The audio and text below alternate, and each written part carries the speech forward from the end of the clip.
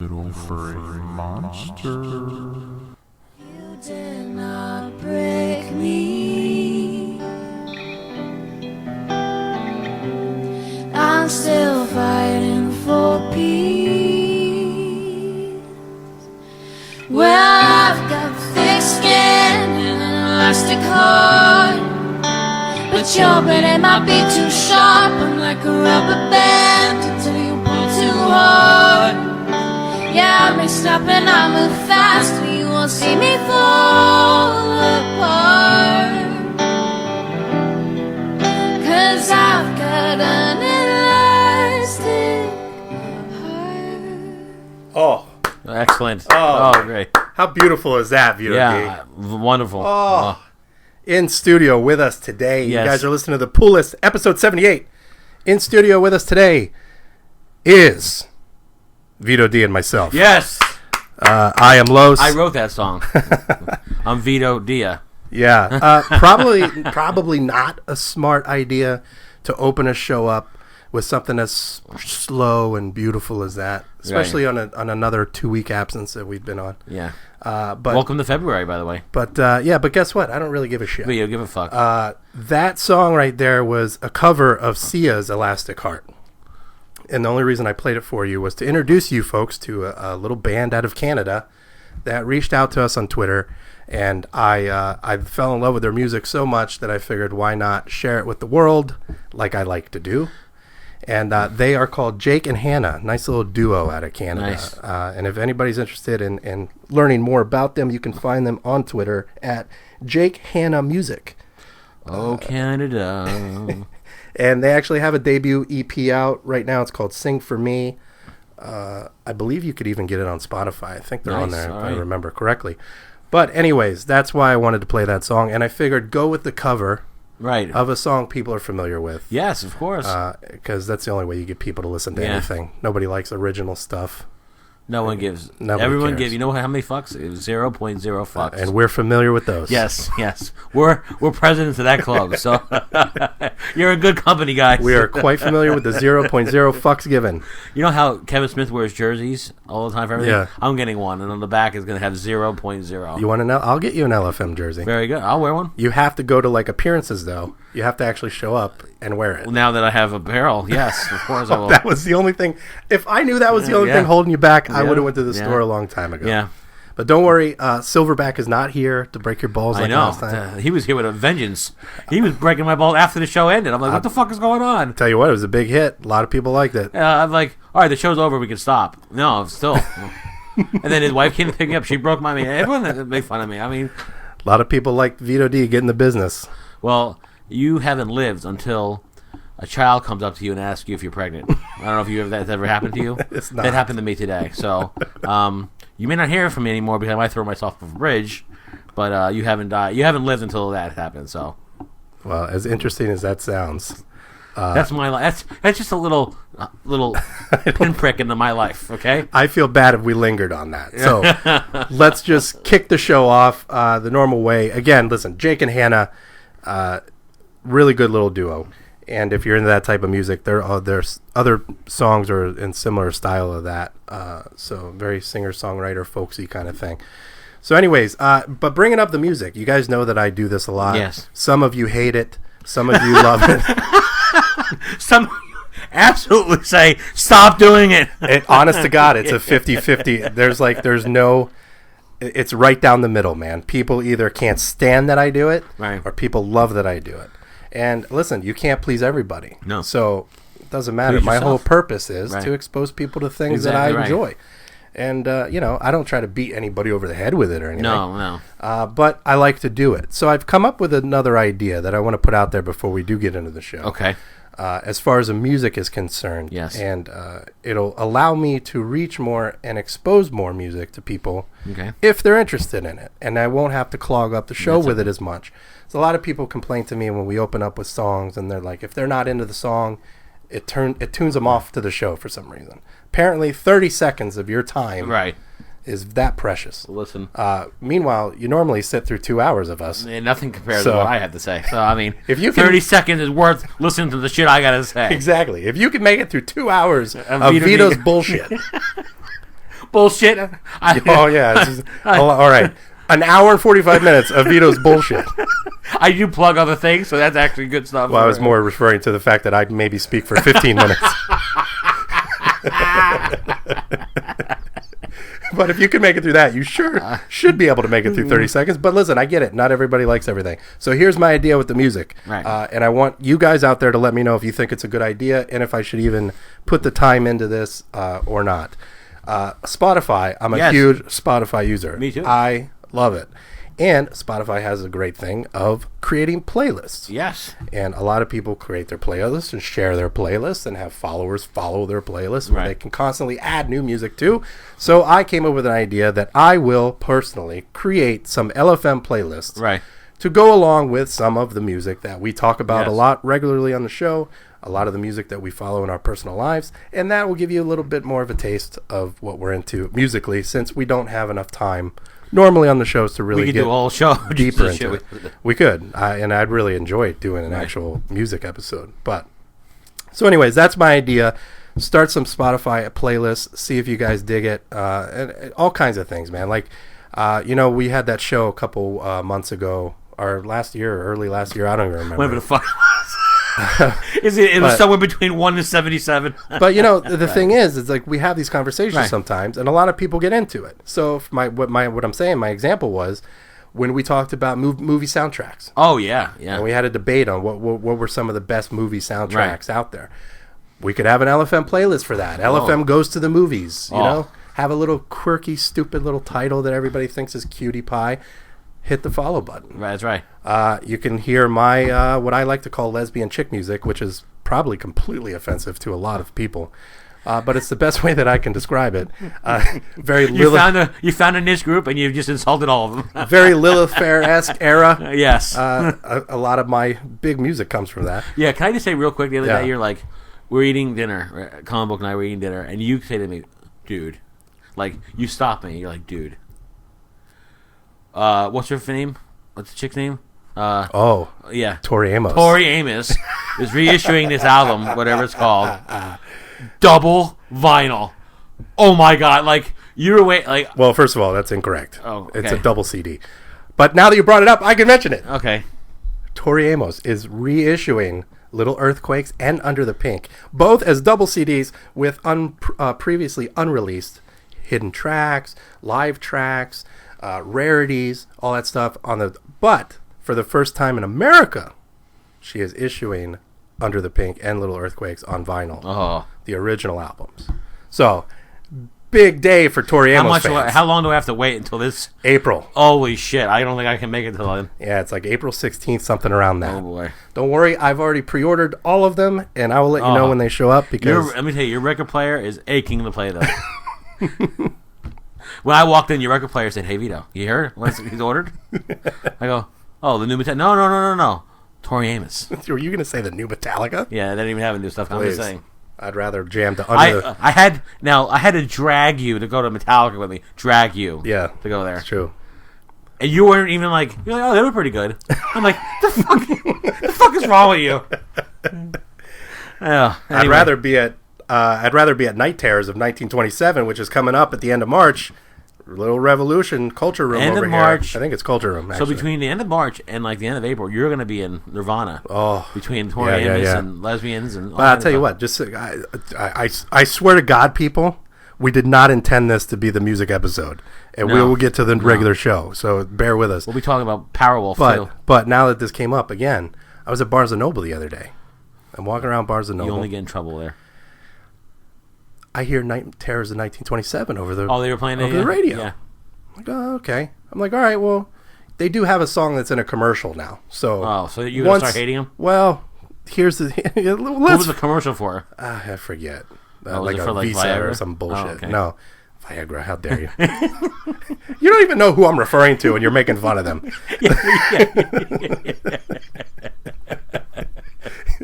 But...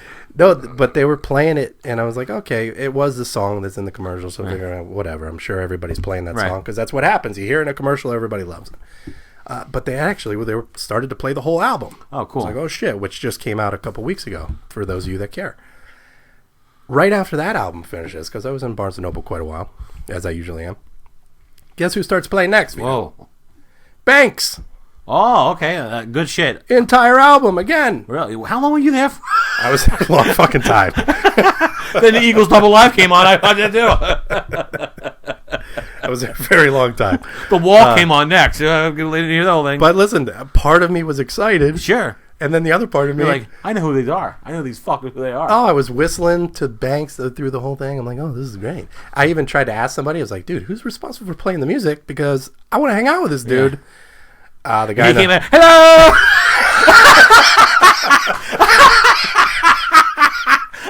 Crazy, am I here? You were like beyond a dickhead. Oh, you said dick. Ooh. Are you done? I'm done. See, that's why you wait 30 seconds, baby. That's why you wait 30 seconds. But anyways, I asked the guy in the music department because I figured they're the ones that are playing it, right? He had no idea. They have nothing to do with it. It's like one of those...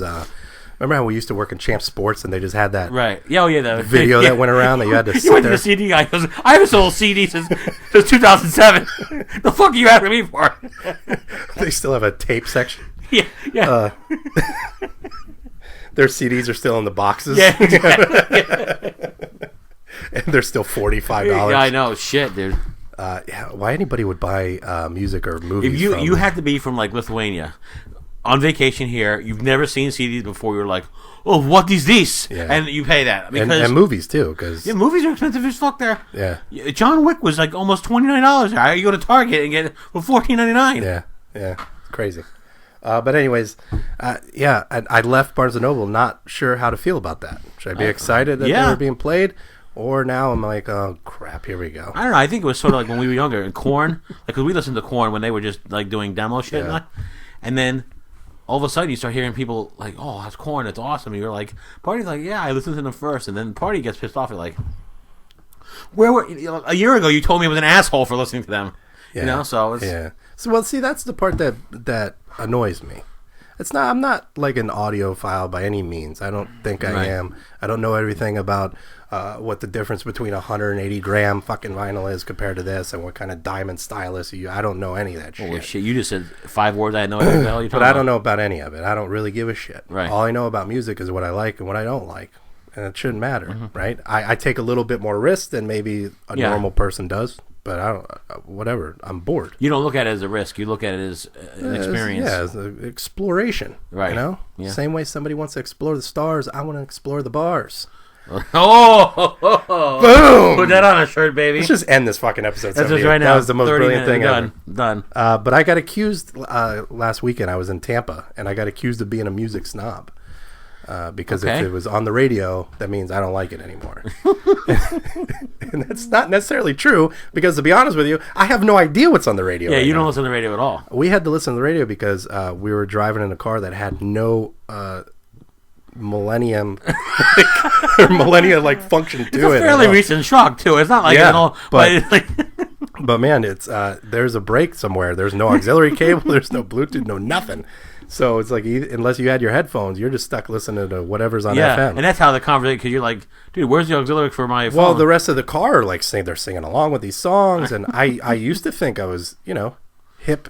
I used to know what was going on. I have no idea anymore. I have no idea. And one of the guys in the car made a comment. He's like, "Oh, that's because you're a fucking music snob. It's on the radio, which I don't know. Whatever. Maybe I am, and if I am, so be it. Well, we used to have the conversation on my job a lot about music, and one day my boss comes up and he goes, and he listened to Mumford and Sons, right?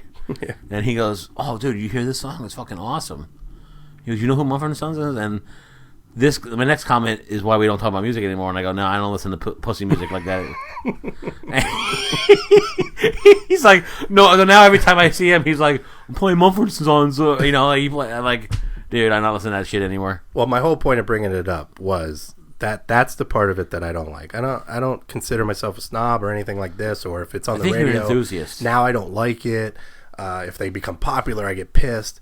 I only get pissed when they when you when you see somebody start out and they're one thing and then They change. the record company gets to them and they're like, all right, here's the only way you're going to sell records. You got to do this. And they go with it. Listen, I can't blame them. They're making fucking cash. I'd probably do the same goddamn thing. Right. Somebody came to me and said, hey, we like your show, but we want to pay you a lot of fucking money. Talk about politics. She'll be like, you believe that ISIS? Yeah. Like, yeah. I'll start singing the national fucking anthem or something. Whatever. Let's talk about taxes this week. Get me into that fucking Congress. I got some shit to say. Yeah. Religion, though, I'm still out. Yeah. Nobody wants me on that Oh, one. please. Let me tell you. If someone came up to you and said, we'll give you $20 million a year about religion, you'll be fucking our father and like a son of a bitch. You'll have crosses hanging out. I don't want to hear it. But the thing with the music is, like you said with the corn, right? Like, Yeah. where were you a year ago when we were playing Right. this? You're telling me this shit sucks, right? Well, that's the thing. You play something, you want to hear it, people want people to listen to it, and people aren't very receptive to like new Right. things unless... and I get it too, because I'm the same way with other things. But then it's like, then that song's in an iPod commercial Right. 8 months or 12 months down the road, and then everybody starts playing it, and you're like, wait a minute, those are the fucking guys that you made fun of me for fucking 3 months playing that shit. Now it's on your fucking iPod? Now, we had a conversation about this. That's and stuff that drives me nuts. about Katy Perry one day.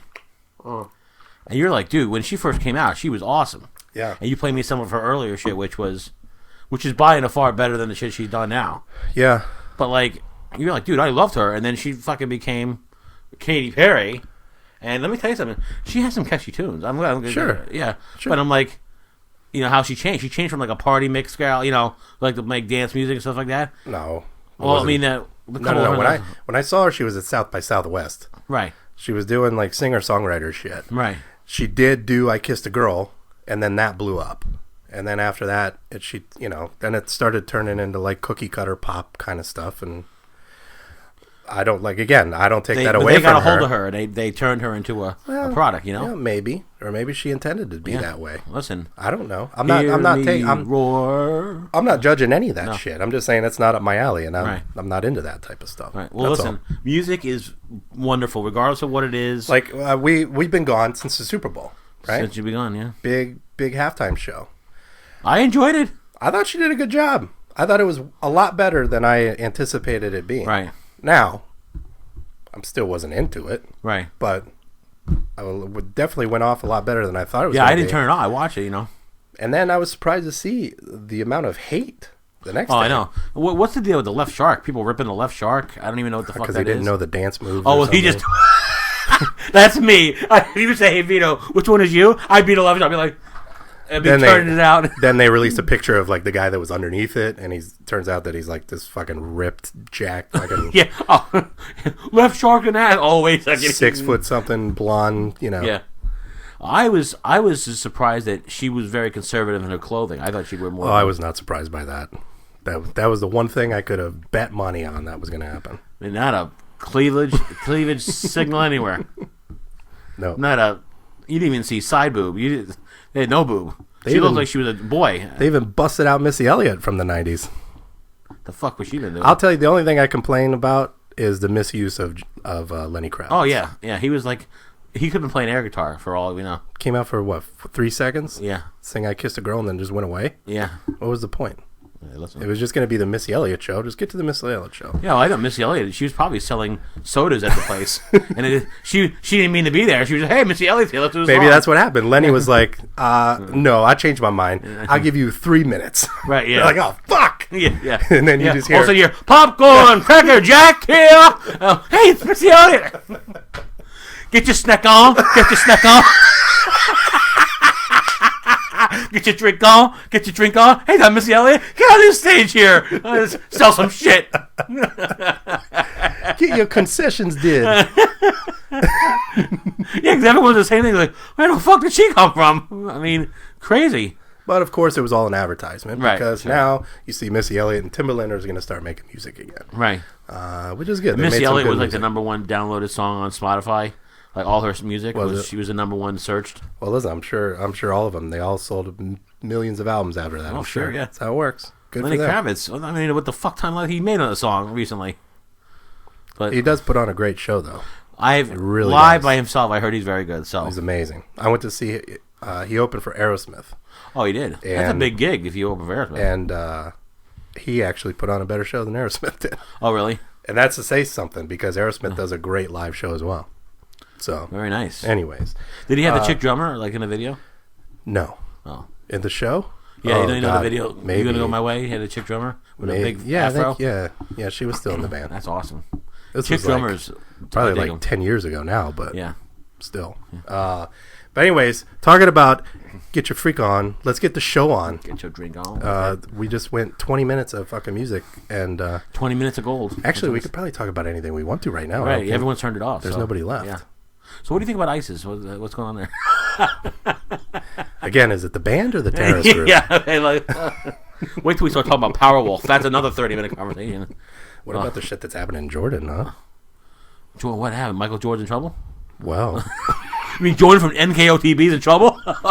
What happened? He can't make the show? actually, Dean Smith did pass away. Yeah, he today. did. He did. That's a shame. No. Uh, Well, thanks for bringing us down to a halt. All right. I told you, nobody's listening. Don't you worry Well, if about they're it. not listening, then they're not going to fucking hear about awesome TV shows. Well, they don't have to listen about awesome TV shows. First, they got to hear about an awesome movie. Oh, you and your fucking movie. What movie did we see this week? I won a wonderful documentary about people who make men's underwear. Listen, don't worry about what I do in my free fucking time, okay? And by the way, I found a new channel on TV that I am completely fascinated by. It's channel 427 on DirecTV. No, it's in like the 500 something. It's actually an awesome show. It's Shorts HD. Yes, it's the short. It's the video shorts, right? Nothing but short films. Live action, animated, all kinds of short films, and it's great because every day they have like a different theme. So it's like one was horror and the right. one's animated and one's whatever. And it's awesome. Movies are like 8 minutes, 13 minutes long, some 6, 4 even. You sit there, before you know it, you're 4 hours into it and you just watched 100 fucking movies. And that's awesome. And I gotta tell you, I like that shit because Right. I do. And a lot of interesting stuff on there. So check that out if you're into film. Shorts HD, cool little channel I stumbled Well, upon. a few shows ago we talked about the ABCs of murder. Yeah. Right. Well, I actually read a story where there was a teacher that showed her students ABCs of murder. Gone. They fired her the next day. Well, we were walking. Maybe back she listened to the pool Yeah, list. maybe. Hey, school, you're welcome. We got rid of that. But anyway, Getting teachers fired since 2014. not just when we were going to school, it's even after. So, but Actually, if you want to do that, then we've been getting teachers fired since 1995. that's right. ABC's of Murder actually has a second movie out. I didn't notice Yeah. this. Yeah, Yeah, it just came out I can't this believe past that. week. How do you top the first one? Jesus Christ. I don't know, but I do want to watch it, but I will not pay money for it. Tell you that. Well, what movie did you take time of your hectic, Well- busy schedule? I'm glad you asked. I did not waste time and go to the theaters, believe it or not. Okay. I had no interest in seeing Jupiter Ascending. I really didn't. Really? I don't know why. I haven't heard very good things about it, but that usually doesn't change my mind. I just was not hyped about it. The only thing that did hype me about it was the possibility of maybe a Batman Superman trailer Right. before it, which apparently isn't the truth. So now I really don't give a shit to see it. And Channing Tatum looks like a steroided version of Scrappy Doo. I don't know. I don't even know what's going on in that movie. And the Wachowski brothers, you know what?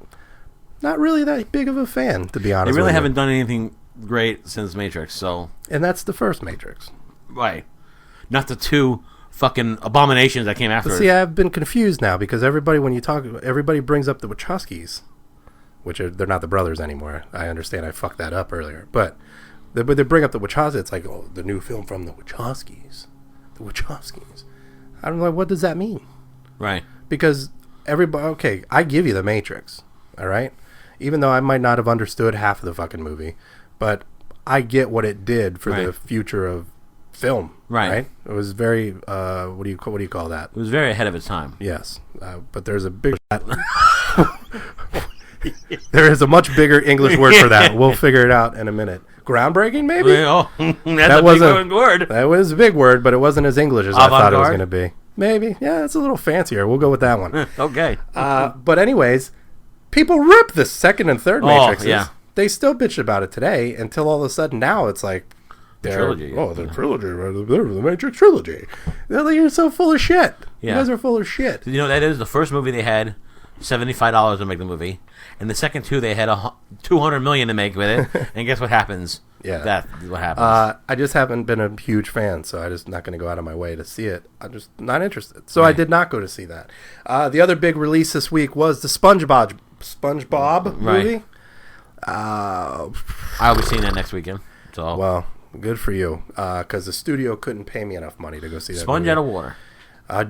I never got the fascination with SpongeBob. I have seen the cartoons. Kids love it. I don't know what it is about it. Kids love it. Kids and adults. Oh yeah. But I never got it. I don't understand. It's like an Adventure Time deal with me, so I'm out with that. So luckily, while we were gone, DC released an animated film. They knew that you were going to the movie theater. That I could enjoy in the nice, peaceful tranquility of my own home. Right. And that was Justice League Throne of Atlantis. Right. Now, DC animated movies have always been some of my favorites. Right. Up until recently. Now with they've been basing these movies on the new 52 stuff. Right. The animation level has gone down. The art design has changed. A lot of things have been different. Justice League War wasn't that impressive. Batman and Son wasn't that impressive.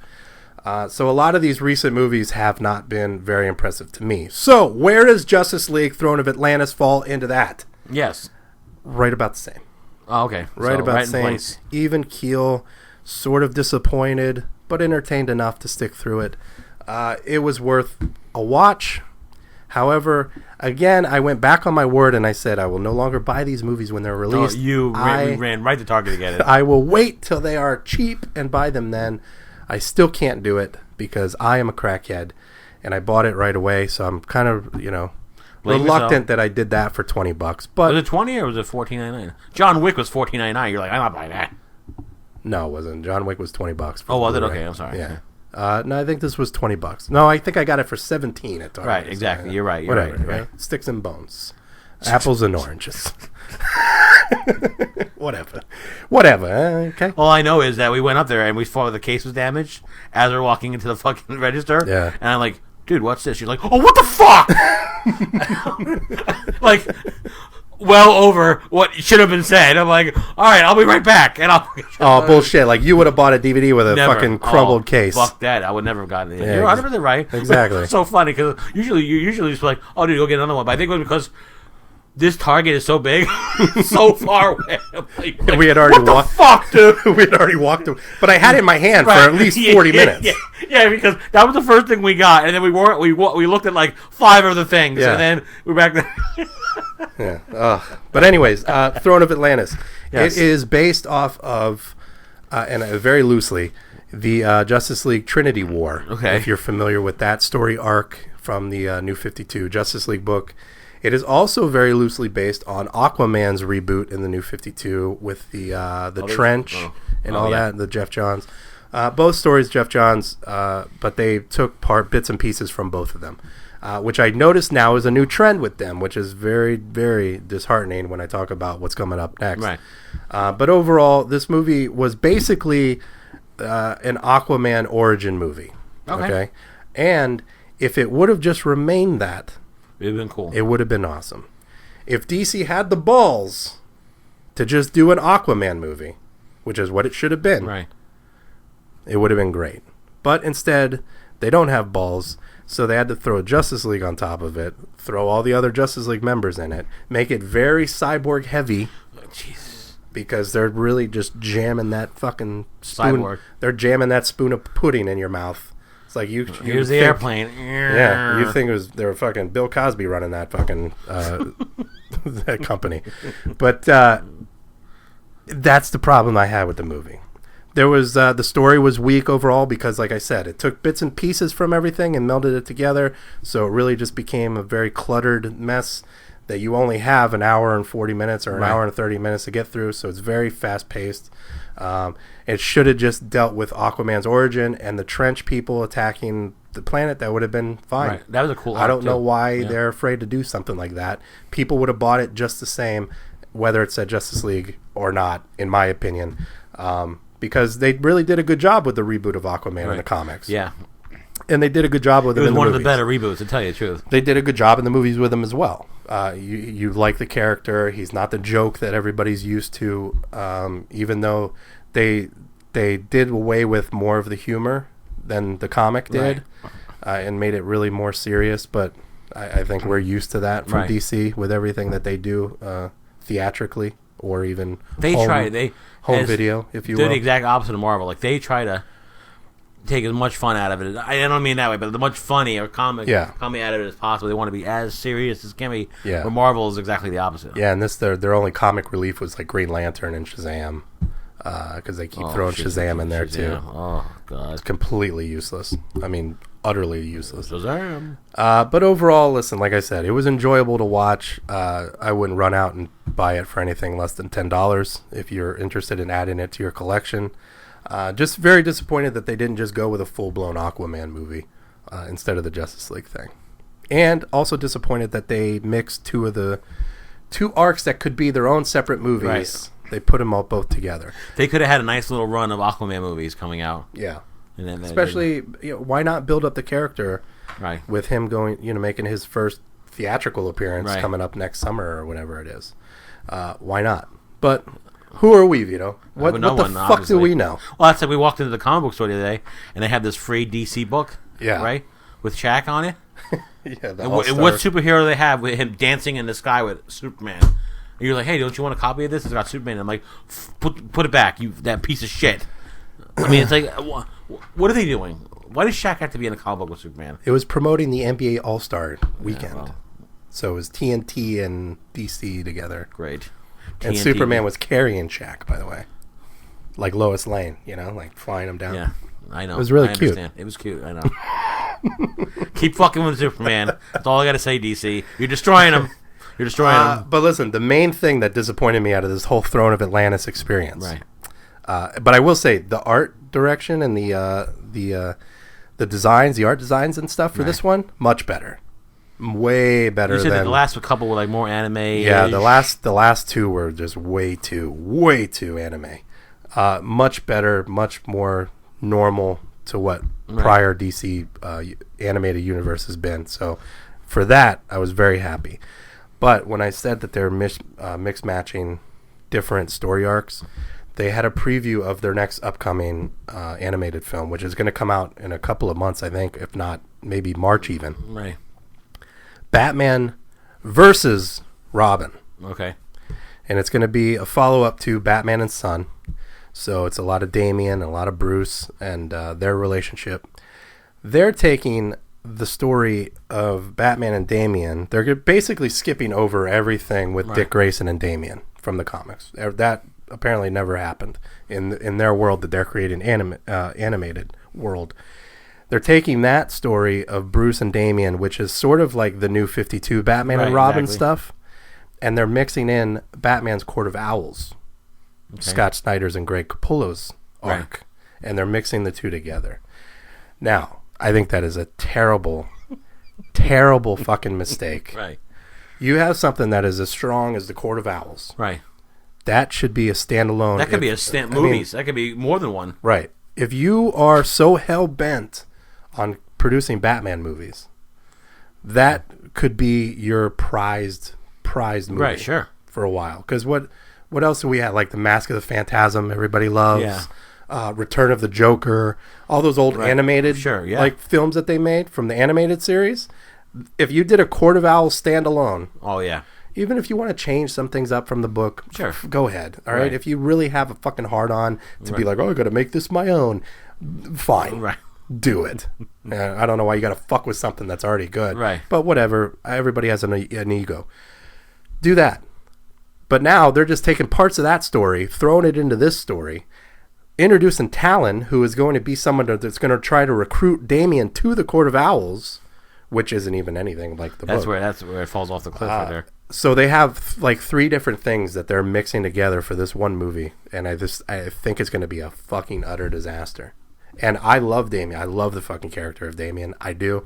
I would love to seen a series of Batman and Robin movies with Damien and Dick. Right, sure. That would have been great.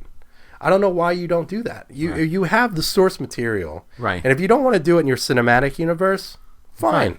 But do you not think that people would get so massive hard-ons Sure. Oh, yeah. for animated versions of these books that we all read? Oh, yeah. It'd be incredible.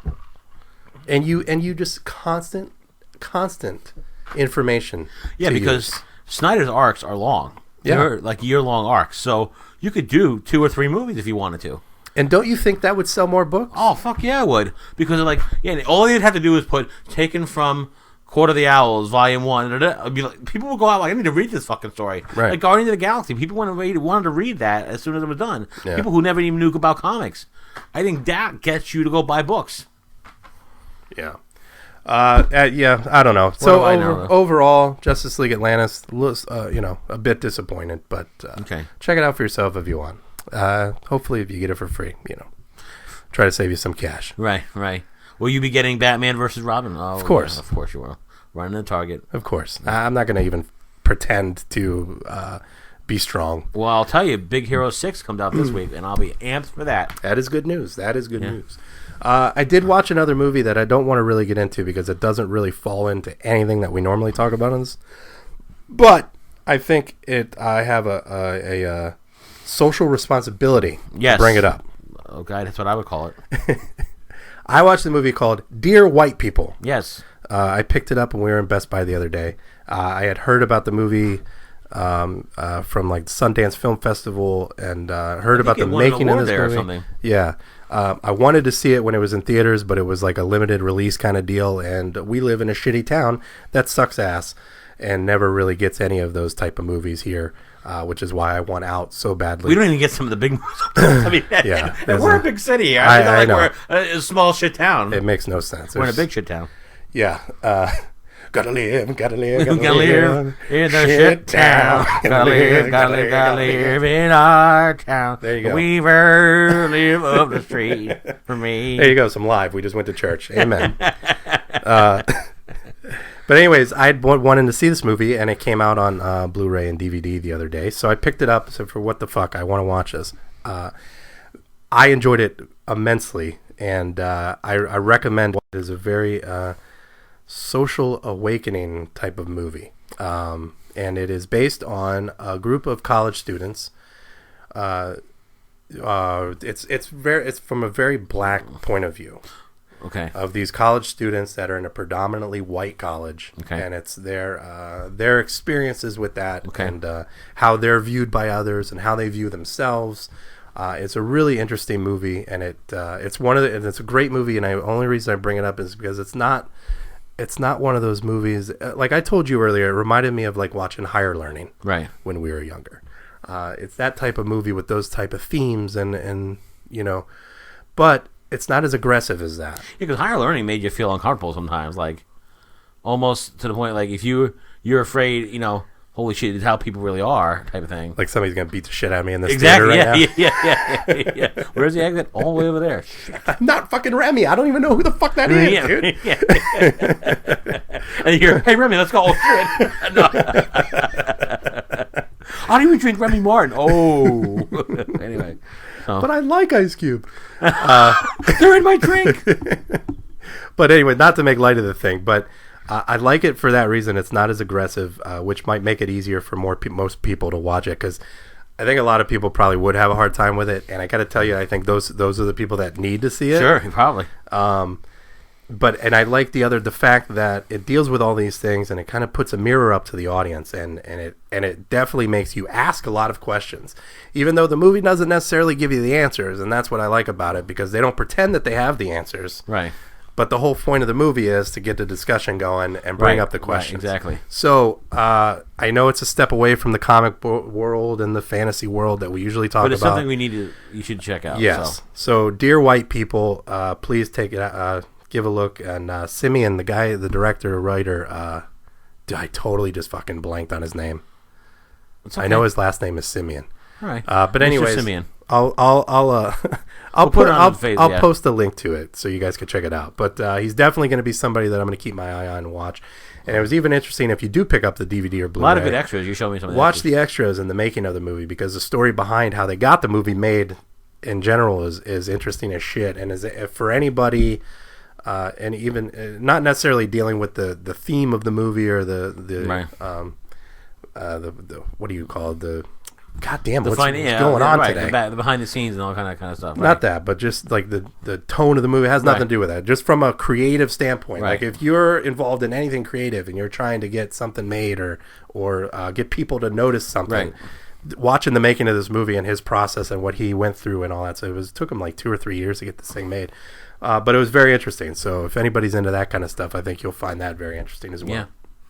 So that's all I had for the movies. Like I said, I stayed out of the theaters. I actually can't wait to go back to the theaters. Yes. But I can't think of anything coming that's making me excited to go back. I just want to see American Sniper, and that's what I want to see. That one I've not heard one bad thing about it. Yeah. So, and it's they were saying that it would have beat Jupiter's Ascending, but they're saying the SpongeBob movie is going to beat both of them this weekend. So, so how you like that? But that's okay, because we have another American hero we could talk about. My favorite? Yes, your favorite American hero. And that's Peggy Carter. All right. I thought you were gonna fuck with me and say that other asshole in Starling City. No. But you're right. You mean Malcolm Merlin? No, yes. The real hero? Yes. I read a line on a review of that show, and it says, something happens in this show that it'll make you hate this show. And I watched it. That's exactly what happened. Okay. Hey, yes. Let's put it this way. If you don't feel like Felicity felt at the end of this show, you're not a fan of the show. All right, I'm going to tell you. All right, but we'll get to that in a second. Yeah, before we taint the waters. Yeah. Please talk about my favorite show on TV. Let me tell you, I was a couple episodes behind. I caught up on Peggy on Agent Carter. All I could say is that it's the best show on TV for me. It is. I originally said it was a little bit slow in the first episode. These recent episodes have been so action-packed, so intriguing, and just you see the way the world is shaping as far as how S.H.I.E.L.D. and everything, all that happened, and you're just like, this is the show that I wanted to see. I wish this one was on forever, and the other one was an 8-week bullshit show. But the what they're doing with this show is right, and it's great. And I've talked to some people like, oh, I just can't wait till S.H.I.E.L.D. comes back on. And I'm like, this is the start of it all. I mean, Stan Lee was in an episode recently. I mean, everything is just great about this show. Peggy Carter herself is awesome. And I still feel uncomfortable with the chauvinism. I'll tell you the truth. Every episode, like, go get the lunch order, honey. And you're like, fuck you, you fucking male pig piece of shit.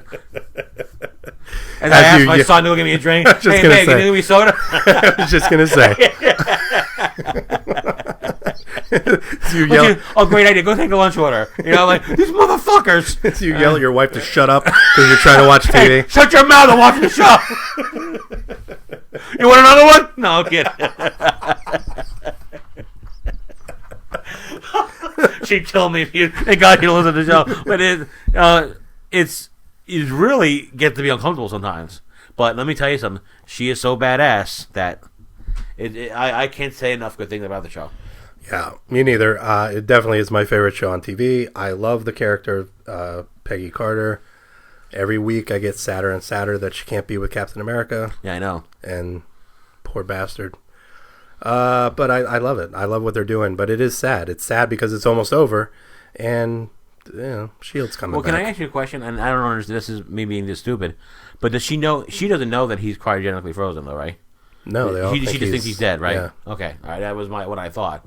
Except for this piece where they have his blood because they're trying to sell it piece, basically. No, none of them knew until years later when they found him. All right. Oh, I see what you're saying. Okay. But I just like, even like people that I didn't like before in the show, like the main boss of the SSR or whatever it is, like you're starting to see his morality pick up a little bit. And he said, you know what? I'm just trying to find the truth. You know what I'm saying? And the guys, I think it's really well done and really well written. And I hope they bring it back again, hopefully in the summertime, whenever they want to bring it back. But it's welcome.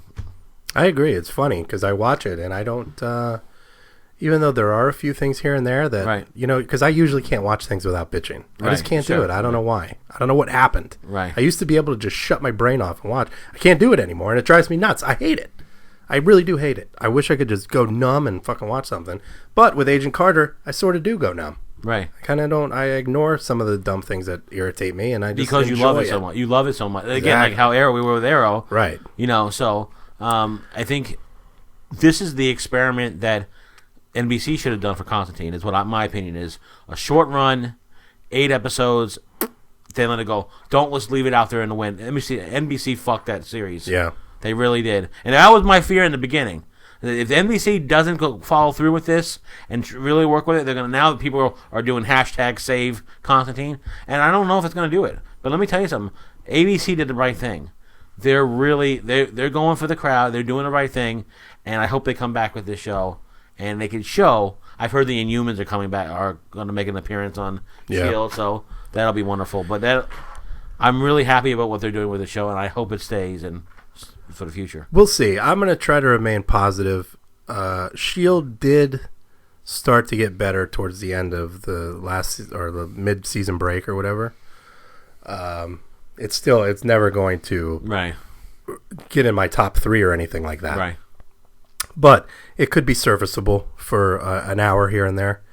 I still might get them backed up to like 4 or 5 episodes at a time. But I will say with Constantine, though, have you been watching Constantine? Off and on. I'm still a few episodes behind. Well, it's finally found its footing a little bit. Right. But it really is on the bubble for a second season. So I don't know what's going to happen with that. Anytime you get episodes cut off, that's not a good sign. I know. And but even the people involved with Constantine still talk like, NBC's really behind them and whatever. But I don't know. It's unfortunate because, like I said, it finally has found its footing a little bit, and it is a good show, and they're doing a good job with what they have. But I just don't. I know for whatever reason, people just don't give a shit. I guess, except for that handful of people, like you said, that are #save Constantine. I just wonder if that's going to be enough. Let's talk about Arrow though, because while we might lose Constantine, we probably should just lose Arrow, and everything would be right with the world. I think.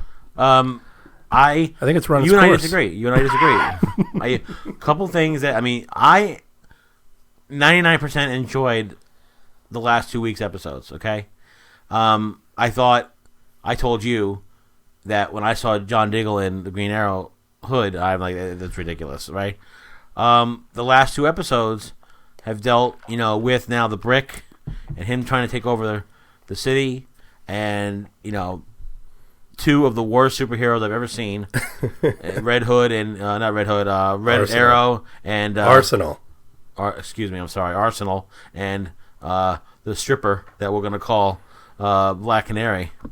And she actually we're just gonna call her Canary. Yeah, when she fights, it's like. When you're a little league, you play baseball and you strike out and you fall on the ground because you swung the bat too hard. That's what she looks like. She goes to hit somebody and she misses and goes, oh, falls to the. I understand she's not there yet, obviously, but it really is comical how bad she is. But she looks like she made some strides. She also sounds like watching a female tennis match. Yeah. Oh yeah. It's like and you're like, ooh, what's that? You're like. What is it? But I have my windows open. I'm like, it's Arrow. Relax, neighbors. It's not the girl last year, remember? But here's zing. Oh, don't even bring that up. But the part that we were talking about is now they're flashing back and they're talking about Malcolm Merlin a little bit. And yeah, now what the fuck? Merlin gets flashbacks now? The hell? He gets flashbacks, and you're like, holy shit, that haircut sucked. You're like, the fuck? Christ. If anything else, change that. Holy shit. You're a billionaire. Holy crap. Was it just the 90s, or do you think Tommy Merlin was 20-something years old. Or do you just think that, I know, but do you think they're purposely doing that because they're sort of flashing back to, the 90s? Yeah. Or do they just not have a big wig budget? Maybe both. But I don't know anyone that had that hairdo in the 90s, okay? Anybody. Because Oliver's hair is terrible, too. Yeah, the long hair. What the fuck is going on in the 90s? The fuck? Dude, it's bad when we're actually, fixated ripping on someone's hair. Yeah, holy shit. The fuck was going on in that decade? But Can I mention something that bothers me a little bit? they're really, really taking a lot of liberties with using stuff from The Dark Knight and The Dark Knight Rises a lot. Yeah. This whole thing with Oliver and Roz. Yeah. It's basically Right. Bruce. Right. I mean, they're everything. And then you get The Dark Knight Rises where he's, back's broken and he's gone. Who's going to take care of the city while he's gone? And then he's getting healed up, but he's not ready to go back yet. And it's like the fucking same shit. Yeah, all we need is It's like that's what you guys came up with. Like that to me, you're running out of steam a little bit there. Well, yeah, this happens to be Arrow, but gosh, you could just take him out and put Batman in this whole thing. Well, the thing is, maybe it's just the Batman in me that is just like Oliver Queen has no business dealing with Ra's al Ghul at all. No, none. No, but in defense of Oliver, it looks like they got this Ra's al Ghul from Sports Bar around the hall. So he's not really the most fit Ra's al Ghul we've seen. Okay, now Liam Neeson. Maybe he's a decoy Ra's al Ghul, like Ra's from al Batman Ghul, Begins. Yeah, it could have been. Yeah, because everyone's like, "Oh man," because that would make sense. Because Oliver Queen shouldn't even be able to beat the decoy Ra's al Ghul. Yeah, because we're gonna call him fake Ra's al Ghul until we know for sure who he is. Okay, because fake Ra's al Ghul looks like the guy that beat us at darts a couple weeks ago at the fucking sports bar. All right, drinking beer and eating nuts like a fiend. Okay, anyway, we're watching the show, and Felicity is up and down. She's fighting for the right. Merlin's bad, Merlin bad, Merlin bad, and then lo and behold, here comes fucking Oliver back in town and says, "I need Malcolm Merlin to help us because I need to learn how to fight with a sword." And Felicity had a meltdown, an absolute meltdown, rightfully so, because if I wasn't a fat lazy bastard, I would have destroyed everything in my house when I heard that. And I'm like, "Are you fucking kidding me?" 3 years of fighting, of hating him, and over one episode because he took care of his sister. That's the proof? Well, he took care of her. Oh, yeah, okay. He didn't kill his daughter. Oh, gee, what a hero he is. Well, sorry. Listen, if you didn't do that, you would have broke the streak of Felicity crying in every single episode. Yeah. Oh, she cried in this episode, too. That's what I said. Yeah. And she's like, I don't want to be a woman that you love. I've had enough with her. Oliver should say then, get the fuck out. Yeah, get out. Get the fuck out. Beer drink. Yeah, get the fuck out, bitch. Get the fuck out. Bitch, get the fuck out my house. Oh, you know what, though? Bitch. But I'll tell you, you know who the new Felicity Snow is? Felicity Snow. Smoke, I'm sorry, is Caitlin Snow. Ugh. I am in... Oh. Who's Felicity? I love really? Caitlin. Oh. Because I'm this close to being done with the Flash. Are you if that kidding me? continues any further. Him and Caitlin Snow? Oh, if that boy. continues any further, I'm out. I'm done. Done. Done. Done. Done. Done. D-U-N. D-U-N. Done. Reasons why you hate TV shows, I don't understand. Because, goddammit, he loves Iris, okay? Well, Iris ain't giving it up to him. I don't give a shit. You don't need to be fucking around with this Snow character. Eddie Thawne, dude, he is... I'm sorry. He's just, oh, hey, Barry. Like, he's like...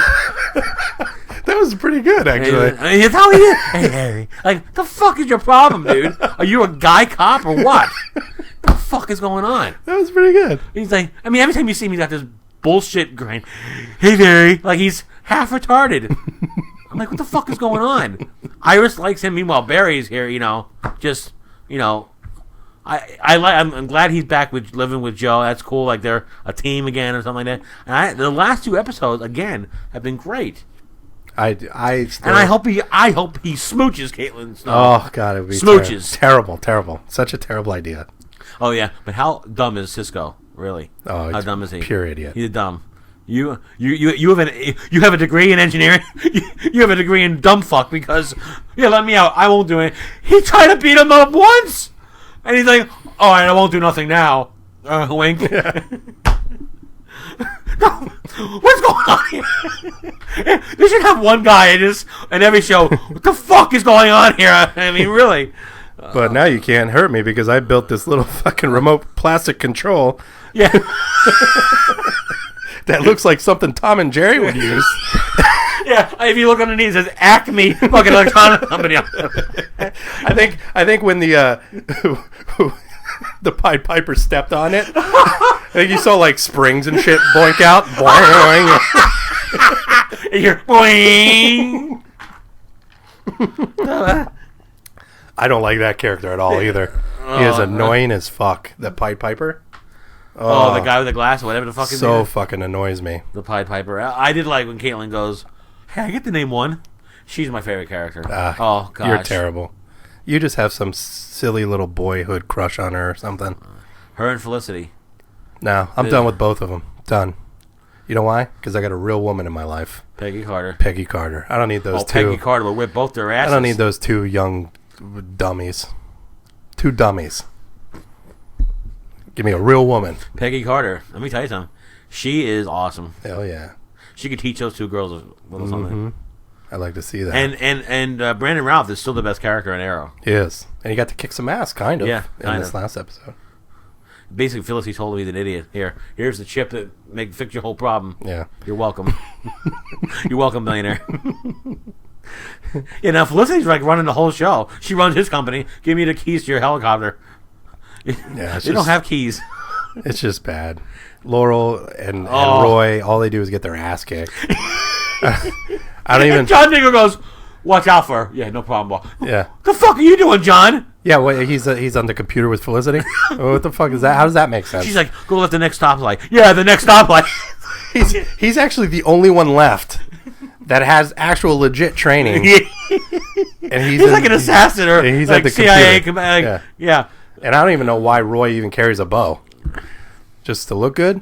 He shot it one time. Otherwise, he's just too busy to get his ass kicked to even grab his bow. Oh, but I will tell you, who made a new occurrence in that show? Sin.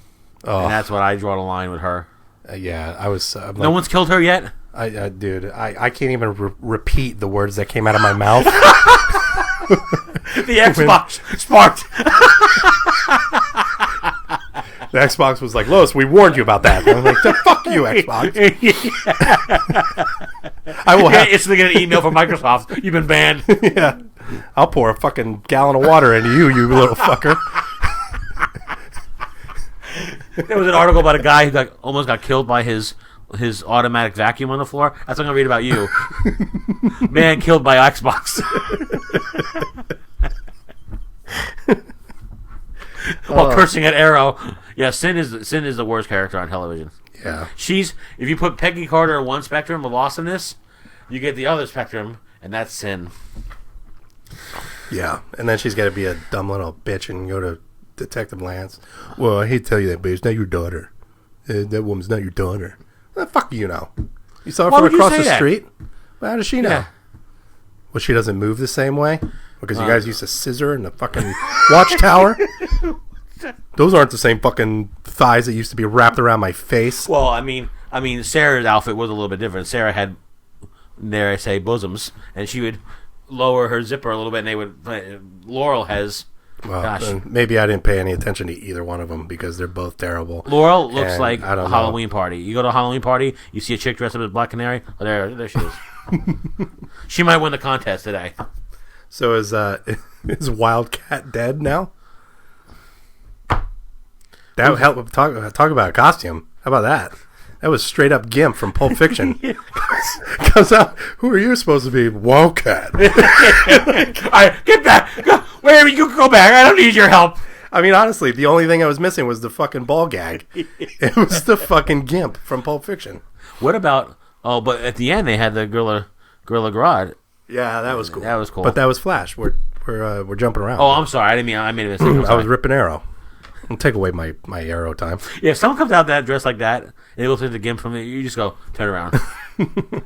Wherever you came from. Yeah. And Detective Lance, Captain Lance, excuse me. The brick should have dropped a couple of bricks in the fucking. Brick. But how about Detective Lance knowing Roy, huh? That was kind of cool. Yeah. He goes, yeah. He's like, please, yeah. Harper, I've please. seen your face 100 times, right? How do you dismiss a fucking superhero faster than that? But it was because he's worn a red hoodie before. Yeah. So if Oliver ever shows up in a green sweater, Yeah, he's gonna be like, oh shit! Wait a minute. Yeah. That just blew the whole thing of secret identity out of the water. What does Clark Kent do now? Holy shit! What do I'm gonna get different glasses or something. I mean, I've seen you Red Hood before. And then the arrow goes full Tony Stark. I've been gone. Sorry, I won't leave again. And his voice, and then he walks into fucking Thea's. She's like, "Oh my god, where have you been?" Still no correlation of the two being missing. None. Yeah, it's even though it's like madly documented now that the arrow's been gone for months. It still has. And then he gives us some excuse like, "Yeah, I was in jail. I was in jail."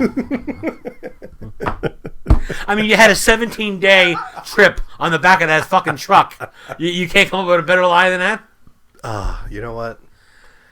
I might not enjoy the show. He tried to be like the goofiness of like, you know how Bruce Wayne was in the animated series, like he was a little bit goofier. Yeah. He tried to be like this aloof billionaire, and he's not even a billionaire anymore. So it's just, you know, it's funny. I don't enjoy the show as much, obviously, but you know I do, and then you talk. But that's what I every week. That's what I say. Like, dude, Arrow was awesome, and then 10 minutes later, I'm like, that fucking scumbag show. That is what I enjoy about it now. Is that I have destroying me? I have ruined the show for you. I'm like, I go in there. I'm like, dude, it was so awesome this week. You're like, what was awesome about it? And then by the end of the day, I'm like, yeah, you're right. Oliver's such a fucking pussy. The fuck was I thinking? I have opened your eyes, Vito. I see the light. I have green colored glasses. I usually watch it. Good. Let me see if I can open your eyes to some comic books this week. Oh, I got some good ones. Do you? A+ rated. These are so good that my usual picks of the week I didn't even get to this week because these three were so good. Well, Jesus, don't keep us in suspense anymore. The first Let us one, hear it, buddy. My Little Pony #1. No, all right. Right. Okay, no, kidding. The first one, nameless. #1, Grant Morrison. You're starting to see his name all over the place now. All of a sudden, you don't hear from him for a fucking year. Now you hear from all over the place. Drugs are expensive, man. Gotta work. Gotta work. This is on Image. Nameless #1. Main title of the arc is called Shit Rains Down. Grant, the man Morrison, is writing. Chris Burnham on art. Which I can't believe that you like this book. I love it. For two reasons. Right. You usually don't like Grant Morrison. You don't, right? And I can't believe that you like the artwork of Chris Burnham. It actually wasn't too bad. All right. I'm just surprised. I'm just saying, this book has been pretty good. I will say, shocked. the one thing about Grant Morrison is there's always a part in his book where you stop and say, the fuck did I just read? Listen, no matter how good it is, everything he writes, okay? And you have that moment for like the first quarter of this book. You're like, did I miss 3 pages or something like that? But basically what happens is Nameless is the name of a man. He's known for stealing things. And I'd almost put him almost like a Indiana Jones type. He's out to steal artifacts for people. But he's on the run from the police, from the Galactic Police. He's on the run from a lot of people who he's stolen from. This guy Darius, he's actually, they call him a billionaire, and what that is that the billionaires now and the millionaires, they live off the Earth. The Earth is dying, of course, like we see in everything else, and we find out that there's a huge asteroid coming towards Earth, and it's called Xibalba, right? The prophecy of the Mayans is coming true, that Xibalba would return, but it's actually a huge asteroid.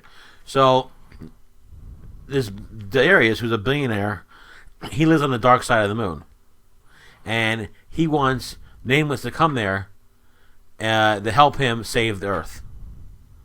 And that's where the first one starts off. Like I said, the art was pretty good. I happen to enjoy it.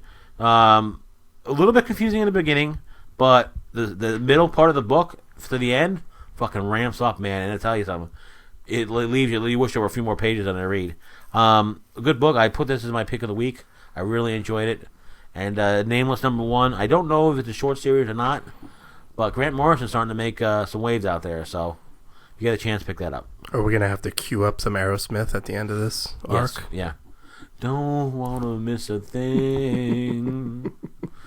That sounded not like anything they do or anything, but It's okay. Don't want to close my eyes. No, you don't have to keep trying. It was okay. Don't want to fall asleep. Hey, what's this? That's a finger. Honestly, what is it? What am I holding up to you right now? One finger, middle finger. The middle finger. Right. You know why? Why? Because you're a monkey fucker. Uh-oh.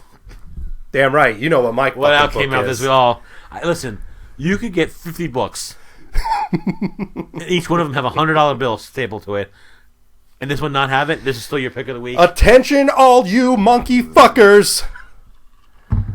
There's a new issue in town this week. Oh. And you're damn right. I don't give a shit if I'm going to fucking repeat myself every month because it is my all-time favorite comic in the entire fucking universe, bitch. Fuck your Zabulba fucking meteor. It's like you're an honorary member of this Oh, gang. goddamn, I wish I was. Oh, God. Hanging out with you fucking skins is getting disgusting. When I say you live this book, you live this book. I try every Let me tell you goddamn something right now. day. You never say, I've never heard you say, oh, dude, this is coming out today. I can't wait to pick it up. Until this book. Even Bitch Planet, which you love. Yeah. Bitch planet! But you're like, dude, fucking Humans is coming out today. Mm-hmm. Oh, we're on the way. I'm like, It's hard to put on a pair of pants that morning. It really is. so tell us what happened. Thank God that I don't take the blue pill yet. Because You'd have a I'd have raging that 4-hour problem. monkey I'd be on. calling the fucking doctor, being like, dude, this won't go away. He'd be like, that's because the Humans comes out today. I'd be like, holy shit, you're right, doc. Fuck you, monkey fucker. Humans, number 4, buddy. Keenan Keller, Tom Neely, my heroes. Okay? 2 geniuses. They're actually pretty funny when they post on Facebook and stuff. Yeah. They're actually pretty funny. Neely is the man with the fucking artwork. The man. I'm telling you, if I ever get to sit down with the fucker, I'm buying him whatever kind of bottle he wants. And he doesn't even have to talk to me. I don't really... that's fine. Right. Like, just let me buy you some fucking beers. Right. That's cool. But anyways, The Humans, number 4. I fucking love this book, and I'm going to tell you about it every goddamn month that it comes out, except for probably next month, because the next issue is not going to come out until April. So this is the end of the first arc. Yeah, the trade's going to be coming out in March, so I'm going to talk to you about the fucking trade in March. But issue number 4, it's awesome. We get a look at the skin fights, which are like cockfights, but with humans. Awesome, great idea. So the humans fight for them. Yeah, the monkeys raise them like fucking chickens or God forbid, dogs. Right. And they have them fight each other, to the death. I think it's a brilliant idea. I'd like to start some skin fights in my backyard. Because I'm a human for life. But overall, that's sort of plays in the background of this story. But overall, the humans are they're almost they're days away from the big LA deal. Okay. And they're making their power move here. So some bets are made. They end up getting a bigger cut of the next job than they should have, and that's the first step to taking their next move, where they're gonna really run shit themselves. So hopefully things work out for them, Right. Because I don't want to see anything bad happen to my fucking humans. But let me ask you this question. Are the other gangs monkeys too? Or the other Yes. gangs like the Yes. deers and there's like a No. giraffe group? No, they're all monkeys. Like even when he has flashbacks of Viet Cong, like the Viet Cong are like all monkeys. like Okay. fucking baboons or whatever the fuck they are. Dude, it's fucking fantastic. And this one, you meet the other gangs because like the humans, they got this big fucking ape, like boss hog type Right. dude who is running this shit at this trucking company, and the LA job is this big drug transfer from Mexico and whatever. So he's providing the truck, and then you got all these other gangs that are responsible for their part of it. So the humans are really the escort, like the security, because they're the only fucking gang with the balls and they're badass enough to fucking do this. But it's awesome. You got like they show there's this one big splash page kind of where you introduce to all the other gangs, and it's awesome. Right. You got like Black Power monkeys. Oh really? You got like a hippie gang. You got like a fucking like the Italian monkeys. It's probably the best gang. It's no, they're actually like Oh really? quasi, Kumsa, whatever. Okay. Well, I only say that. He didn't say that in the book. Right, but I'm saying that's that. what you're assuming? Okay. Thanks. But they're very popular. They got chapters opening up everywhere. People falling around writing books about them, and Nice. Like the mob. Like, exactly. Right. So, but it's such a great, fun fucking book, and seeing how the humans got their way at the end was pretty cool. So it's all leading up to this big LA job, and that's going to be the big payoff here at the next issue. Is this an alternate universe where the real humans were never what we were, or did they take over the world? They never did that. No. I'd like to see him. Actually, it would be cool if it was like a fight, like they took over the world type thing. Yeah, I don't. It hasn't gotten in any of that. I just take it for what it is. Yeah. It's just it's cool. a planet where the fucking monkeys are like people, and the skins are disgusting pieces of trash that are pretty raised much to believe beat that the now? shit out of them. Yeah, right. I do. So Okay. that's why I love this book. Well, So go fuck yourself. all right. Well, I'll be getting the trade. I. That's like the human's way of saying I love you. Oh, okay. So Go fuck yourself too. Yeah, Like, thank you. a new arc today. This week started for Stray Bullets. This was Sunshine and Roses #1. Writer and art done by David Lapham. This is on Image also, and this is back in 1979. So this is basically before the Killers arc. And we see our friend Spanish Scott. He's back on the prowl. He's back on the scene. Spanish Scott. Very violent issue about this girl named Beth. Beth, I hear you calling. You were fucking singing today. Right now, 'cause me and the humans are slaying.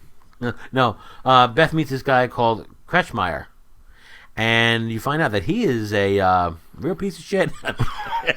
But put it out there, he's just a scumbag out of scumbags, and he basically stole a handbag from a woman in Graceland, and I guess it was someone, they didn't tell you who she was yet, but I'm sure it's someone who was related to all of them. But he finds Spanish Scott's name in there. He finds all like cocaine in the bag and whatnot. Now he wants to be a piece of this world. Why Spanish Scott got to have cocaine in the bag? No, it was his name in the bag. It was actually in the bag, and he saw Spanish Scott's name. So he's trying to infiltrate this gang and be part of Spanish Scott's group. And he's blasting some motherfuckers in this book, man.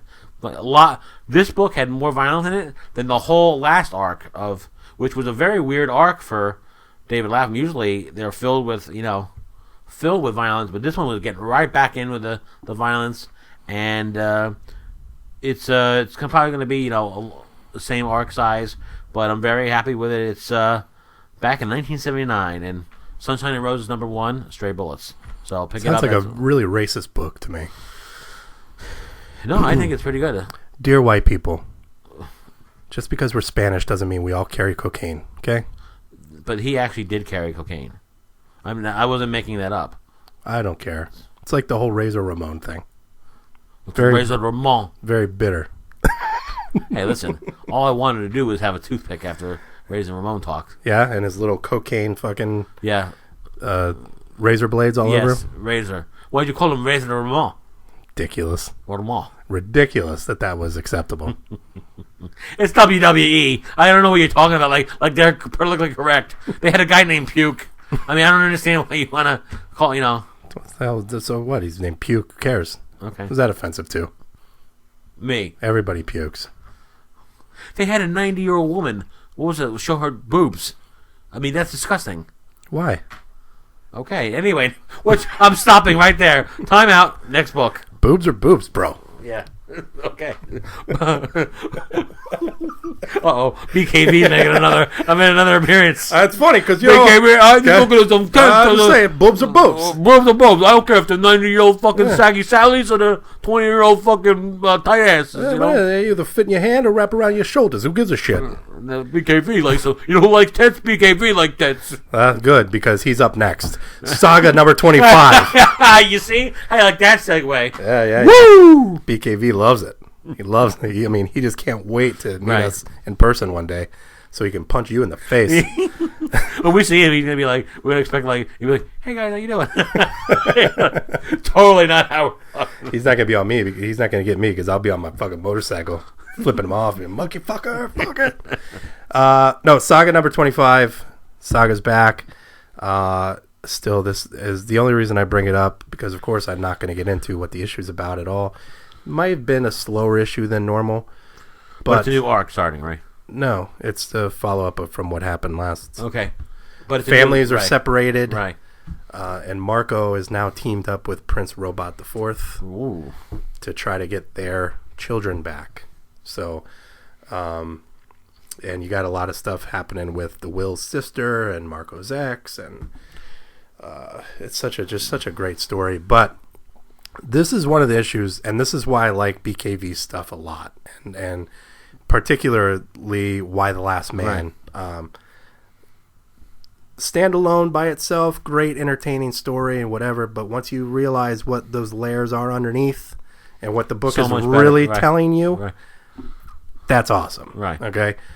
Saga, I've known this from the beginning because I'm familiar with BKV's work, but Saga on the outside is very space opera Right. and all this stuff, but this is one issue where you really get a sense of it's not as so far out there in space or far out in the future as you Right. think. All right, it's really sort of talking about what's going on every fucking day Right. with us right now, and it made it a lot.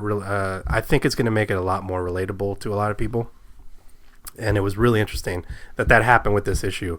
But overall, it like you even told somebody in the shop the other day. I mean, if you're going to read a comic book, this is the comic book that you need to read after you read The Humans. But Saga is just an amazing, amazing piece of work. So I feel like we don't mention it enough on the show, and that's the only reason I bring it up into my top list, because number 25 just came out. I think Saga is going to be one of those books that people talk about as, one of the top 10, top whatever of all time. Yeah. And especially, people from modern stuff, you have the classic people, hey, oh, that's modern, that's bullshit. But this is, history in the making right here. This is what makes, this is why comic books are. I agree, and I don't know why, but it doesn't seem like it gets the amount of press that it should. No. It sells a lot of trades. I don't think a lot of people get the single issues. It sells a ton of trades. The trades are always in the top sales. Yeah. Like if you look at the top trades, Saga 1, 2, 3, and 4 now, 4 coming out soon, are on the top, even the hardcover. But when you look at the single issues, it's Marvel and DC. Image titles even crack the top 10. But even with that, though, it just, I don't know. I think by now it'd be a little bit more mainstream news than it is just in the inner comic circles. I mean, inner comic circles, you go to the store, it's like, oh yeah, that's amazing. Oh, it's amazing. It's amazing. Yeah, but it's not. Yeah, but right, nobody's exactly. talking about it on Good Morning America or something. No, that's right. Why the Last Man sort of got a little bit of that at one point.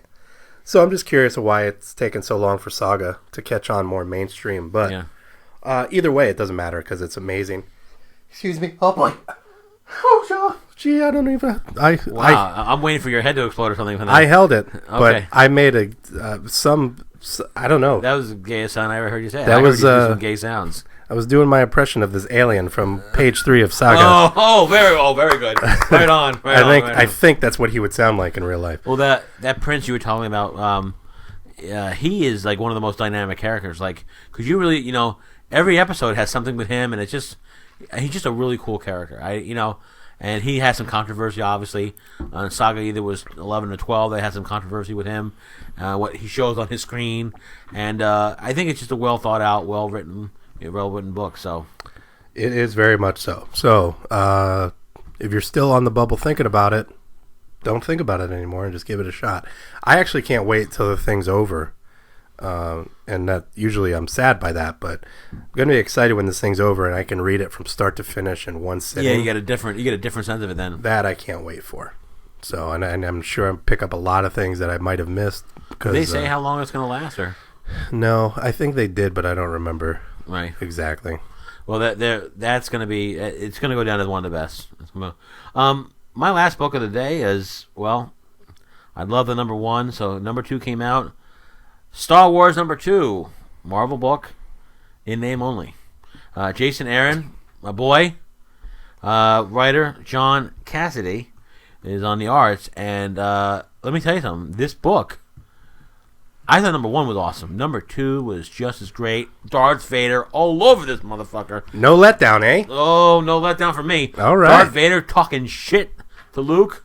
Luke talking shit to Darth Vader. Fucking lightsabers. All kinds of shit. Darth Vader is, he is a bad mammer jammer. And let me tell you something. this book is so exciting.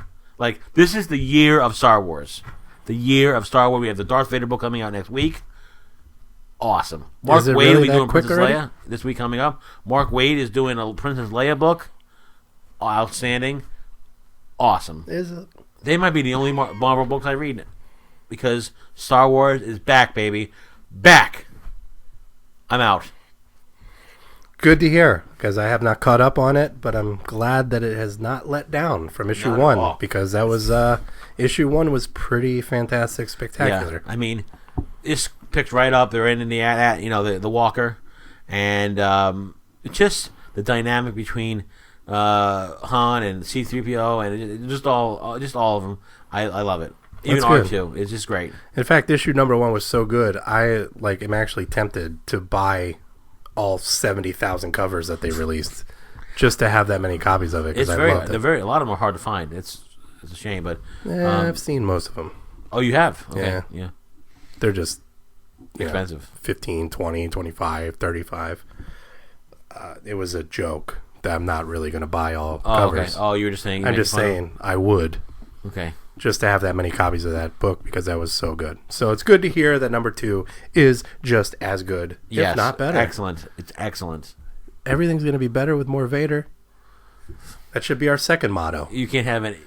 You We put a already monkey got- in it we and already put got- Vader in it. We That's already it. got put a monkey in it, and now you got put Vader in it. Put Vader. If we had a movie where it was just Vader versus monkeys, Oh, fuck. I think I'd watch it naked. Could you imagine that? Vader versus Caesar. Who would win? Well, Vader, without a doubt. I don't know. Well, Caesar would have the numbers. If you're just talking versus one man versus one, No, Vader could have his fucking stormtroopers. yeah, but Vader would just choke him with his hand. Without just choke, you're done.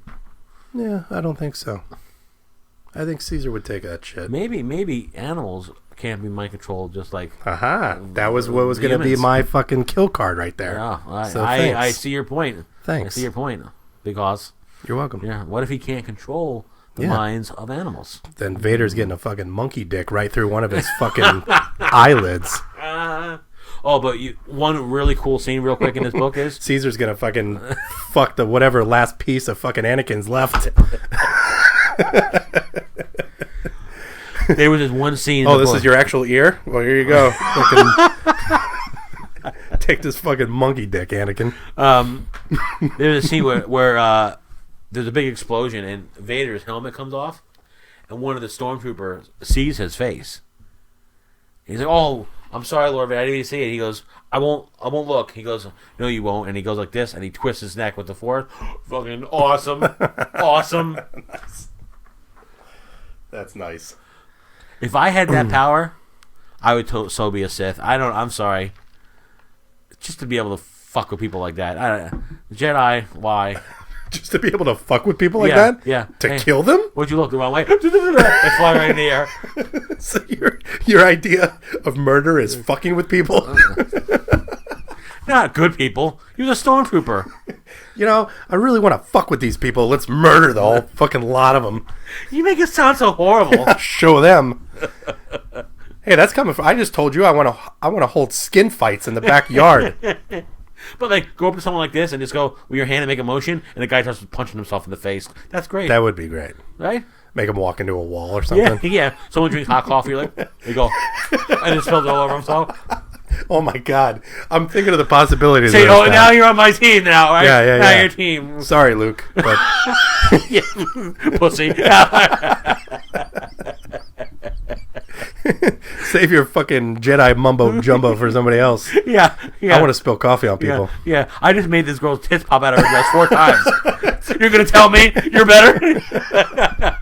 I knew you were going to take it to the titties. Oh,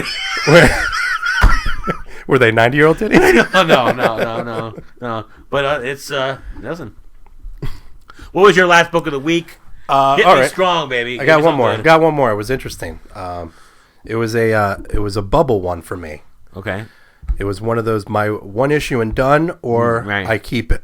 And You hold auditions for these books. I do. I hold a dish. I have to now. I can't keep up with all this shit. Yeah. Some of them are a sure thing. Some of them there's a bubble, Right. and it's a one issue and done, or one issue and I'm in. And this was a one issue and I'm in so Okay. far. It's also issue 2 could be on a bubble, but that's the next step of my rules. I know every week when you buy your stack, there's at least one time where I say, "Was that even in fucking previews, that book?" I mean, I don't even know how you found that one from. Well, this one isn't that bad. It's a boom title. Boom, and it's called Cluster, #1 by Ed Brisson, who I'm a big fan of actually, and it's a very up and coming guy.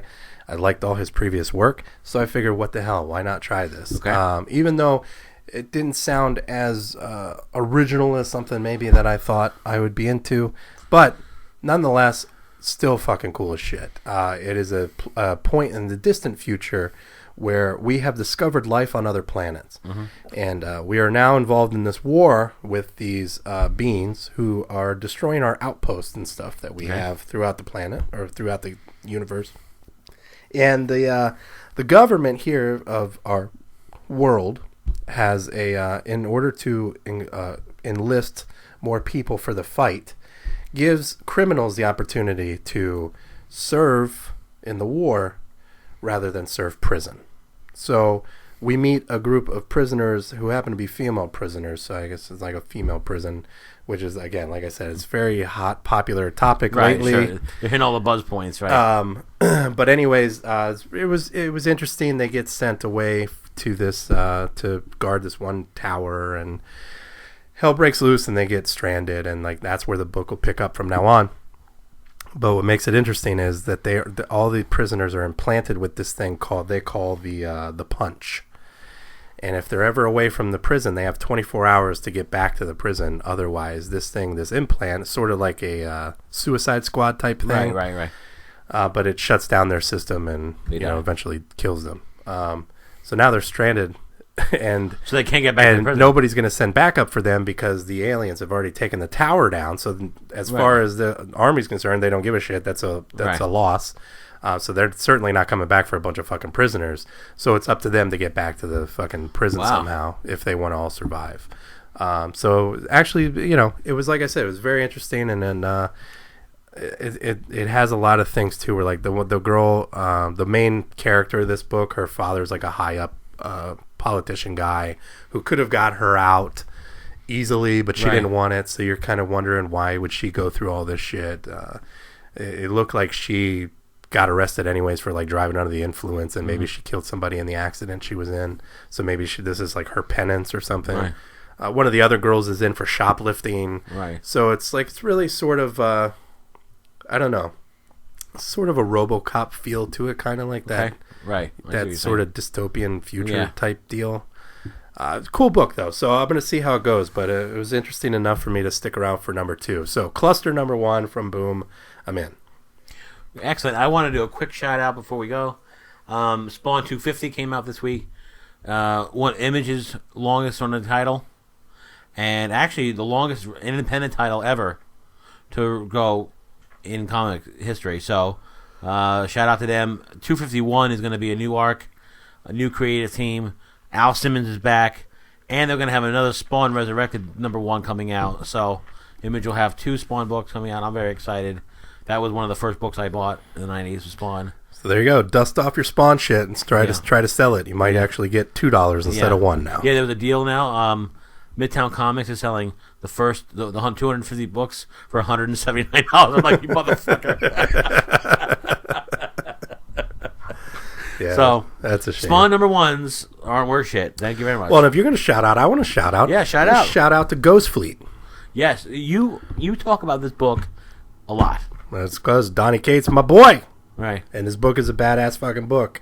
I don't even know why it didn't make my list for no particular reason other than just time and trying to keep the show to a reasonable couple of hours instead of fucking 10. Instead of half a day. But Ghost Fleet is always there. And it's great because it comes out the same week as the Humans. And, I get to go for seconds. Yeah. I read the Humans. I just need 5 minutes. And then I'm ready to go again. Yeah. So I pick up the Ghost Fleet. The thing about it is it's like, usually we have a couple books. Oh, I want to, now, like this, the past few weeks, I'm like, I don't know which ones I want to read for the show. I mean, I read them all, but all of them could be a pick of the week. I mean, there's some fucking great books. Agreed. So there you have it. There's a lot of good shit out there for you, and there's a lot of good shit coming up next week because we're coming back. Right, exactly. Don't know with what. Don't know. But we're coming back. Yeah. We actually have a big convention in town next weekend, so probably attend that and have some stories from there. Yes. Unless I hang out with Freddy Krueger and we just disappear together for a while. He'll show you his glove. Hang out in Jamaica, just on the beach or something. Chill. Just saying, we'll like hang out on the beach of Jamaica or something. Oh, I thought Jamaica was a person. I'm like, oh, who's this? Well, if you know anybody named Jamaica, she can come too. All right. Sounds like she'd be cute. Okay. Now listen, if your name is Jamaica, you got to be like a hot chick. You can't be like a dude or something. Yeah. Right. I hope, because I just gave them an invite. Okay. So I'll be there. it might be the guy from Barnes and Noble playing the music.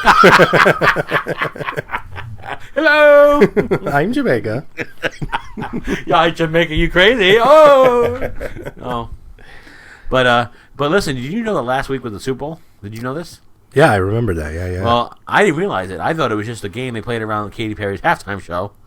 But I went to this sports site called shawsports.net. Mm-hmm. I found out about the fucking Super Bowl.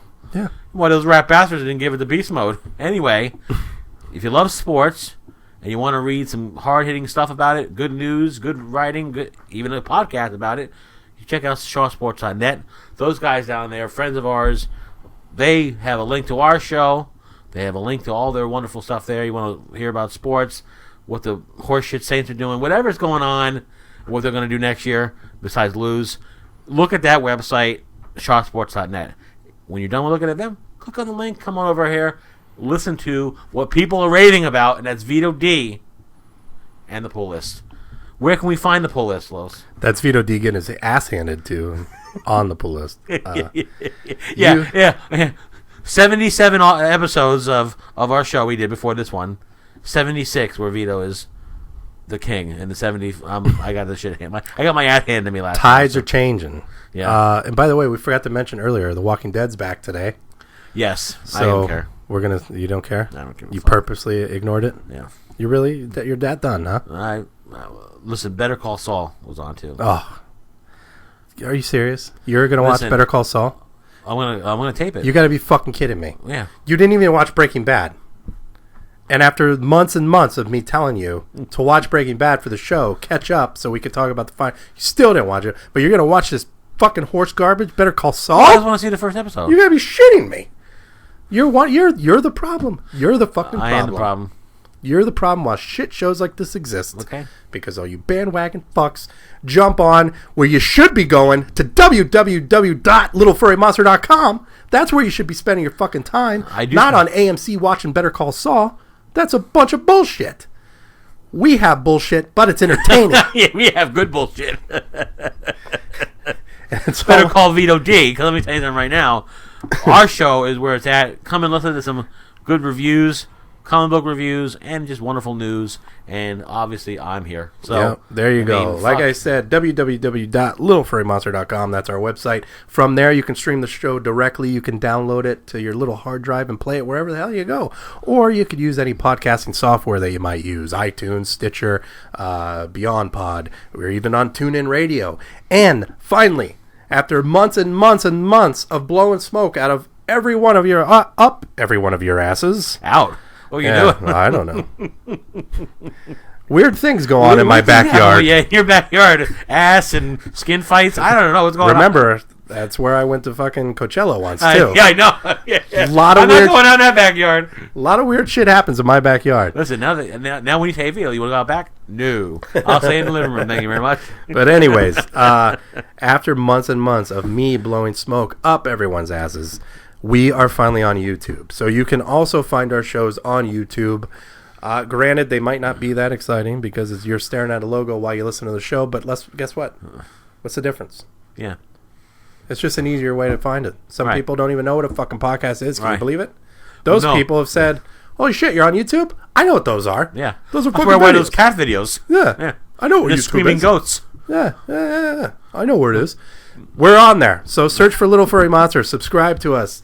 Let us know what you guys think about the show, which is what I'm really excited for. Right. I don't even give a shit wait about for the anything. comments from these motherfuckers. I can't wait for these YouTube fucks, because you know why?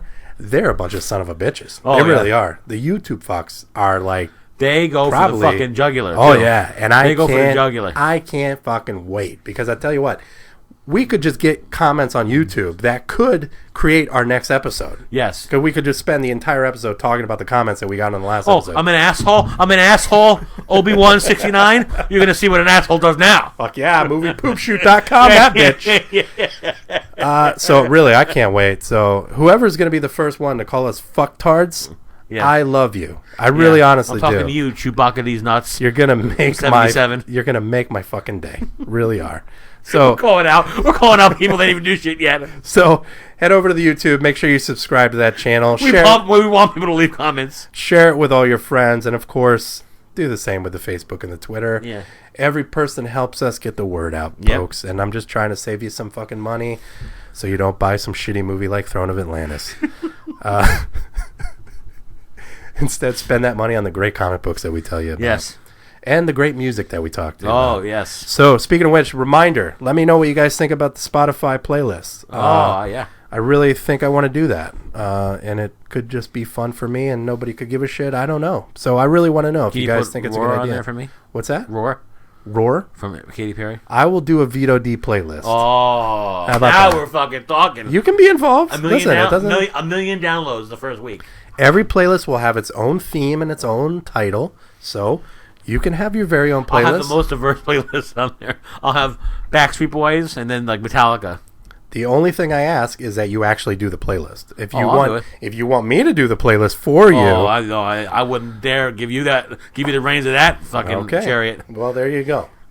Oh God, you'll find the most diverse, horrible songs and put them on there for me. So let's end this thing right, and let's end it the way we started it, shall Yes. we?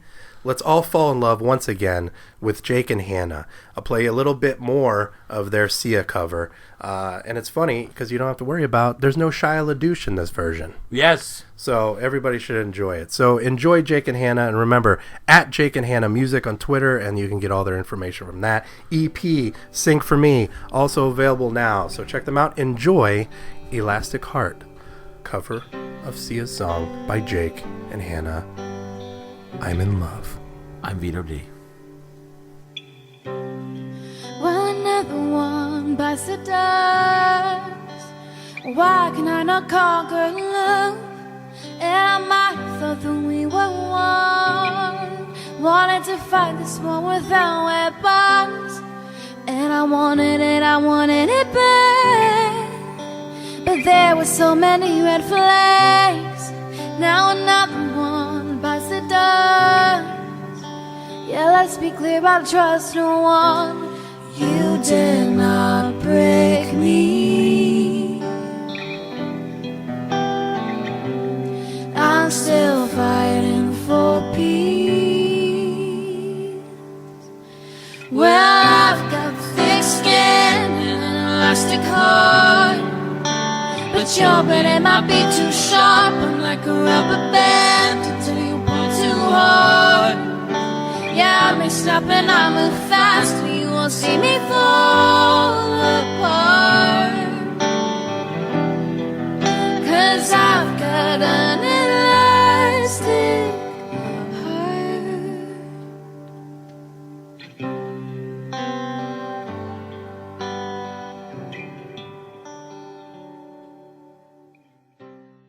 Da-na-na-na.